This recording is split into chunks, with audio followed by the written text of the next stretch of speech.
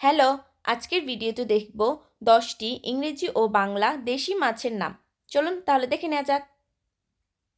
ইলিশ মাছ। ইলিশ মাছের ইংরেজি হিলসা ফিশ। বোয়াল মাছ। বোয়াল মাছের ইংরেজি হেলিকপ্টার ক্যাটফিশ। রুই মাছ। রুই মাছের ইংরেজি রুহ কার্প। চিংড়ি মাছ। চিংড়ি মাছের ইংরেজি প্রাণ অথবা শ্রিম্প।